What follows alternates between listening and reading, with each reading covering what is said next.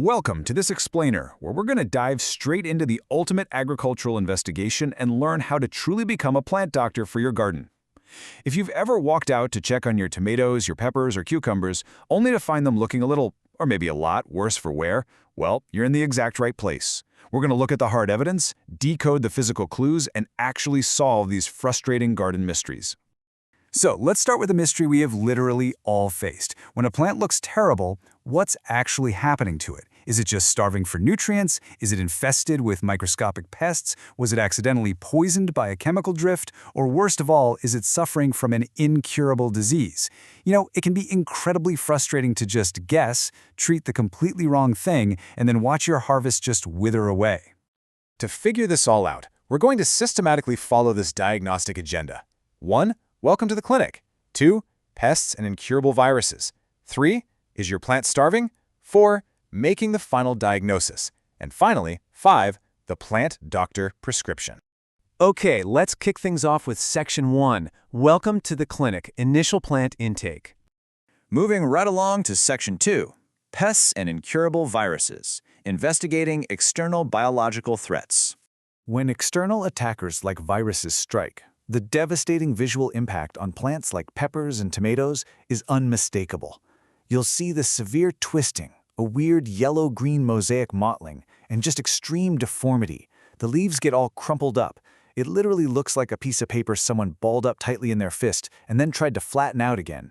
That is the classic signature of a leaf curl virus at work.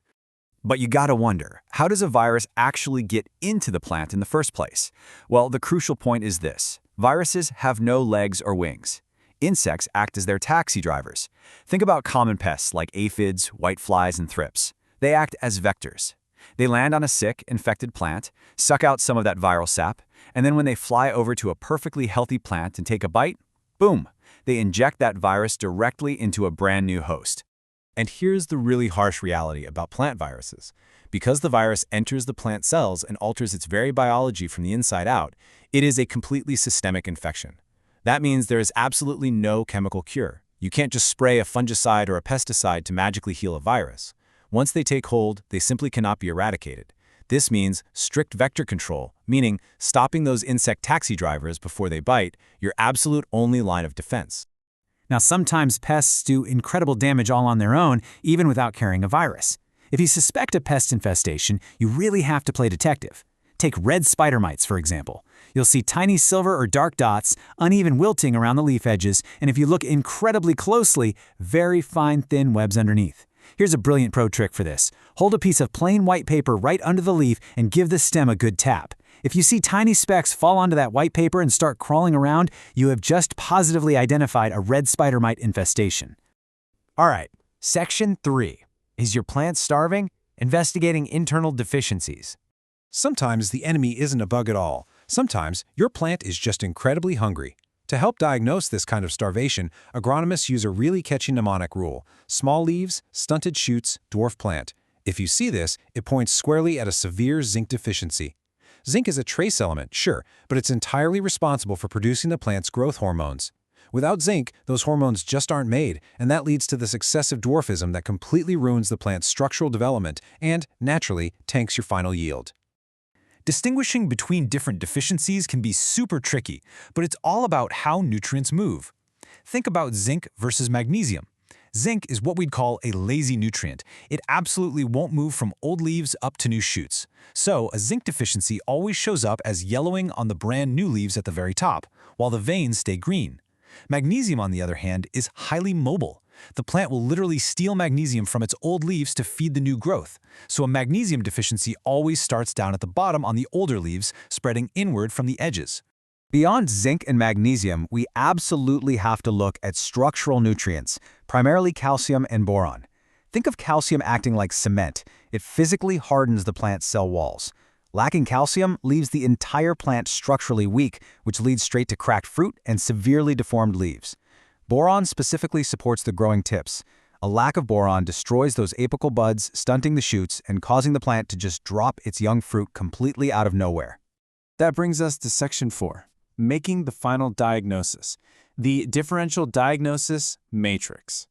If you're ever confused about what's attacking your garden, a differential diagnosis matrix makes separating the suspects so much easier. The biggest giveaway is distribution. Nutrient deficiencies, starvation, are highly symmetrical and uniform. Every single new leaf is going to look exactly the same kind of yellow. But bug bites and viral mutations, they are completely random and asymmetrical. One side of a leaf might be totally twisted, while the other side looks fine. It's the clear difference between a systematic lack of food versus random biological attacks. It's also super important to distinguish nutrient issues from a fungal infection, often called leaf blight, or from chemical poisoning. Unlike the highly uniform symmetrical yellowing you see with starvation, fungal leaf blight has very distinct yellow halos around dark, dead spots. You might even see visible fuzzy mycelium, and it spreads gradually over days. Pesticide toxicity, however, is fast and violent. It immediately burns and curls leaves across your entire garden within just hours of spraying. And this is exactly why we go through all this trouble. When you know what to look for, a sick, stunted, yellowing plant isn't just sick anymore, it's literally speaking to you. It's telling you a very specific story about exactly what it's lacking or what is attacking it, compared to the healthy, vigorous growth right next to it. Which leads us to our final step, Section 5, the Plant Doctor Prescription, Actionable Treatments for Your Garden. Let's start with the absolute worst-case scenario. If your matrix diagnosis points to a virus, you have got to be ruthless. Step 1, cut, pull up, and completely destroy the sick plants. Do not compost them, burn them, or bag them far away to stop the spread. Step 2, aggressively spray to kill those taxi driver pest vectors so they can't infect anything else. And Step 3, apply foliar fertilizers to immediately boost the immunity of the healthy plants you have left. Now here is a massive warning, especially when you are actively trying to eliminate red spider mites or those viral vectors. Stop using nitrogen fertilizer. A lot of gardeners see a sick plant and just dump nitrogen on it, hoping it'll magically green up. But excess nitrogen just forces the plant to create softer, weaker, highly attractive leaves. You are literally building a tastier, all-you-can-eat buffet for the exact sap-sucking bugs you're trying to kill. If your diagnosis turns out to be starvation, especially for tricky elements like zinc, calcium, or boron, the absolute most effective immediate rescue method is using targeted foliar spray fertilizers. By spraying directly onto the leaves, you're bypassing the roots entirely. The plant absorbs the nutrients rapidly, delivering those essential elements directly where they are needed most to fix those structural and hormonal issues. Then, for long-term action, you've got to amend the soil with organic matter and balance that pH so the roots can do their job properly next season.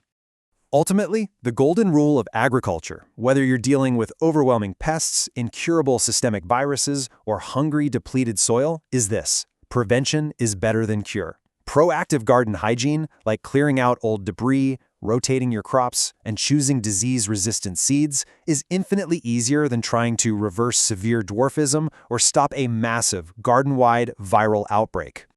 We have covered a lot of ground today, navigating from the random, asymmetrical attacks of viral vectors to the highly symmetrical, uniform signs of starving leaves. So I'll leave you with this. The next time you see a yellowing, curling leaf in your garden, are you going to just guess the cure and reach for a random spray, or will you break out the matrix, investigate the clues, and treat it like a true plant doctor? Thanks for joining me on this explainer, and happy gardening!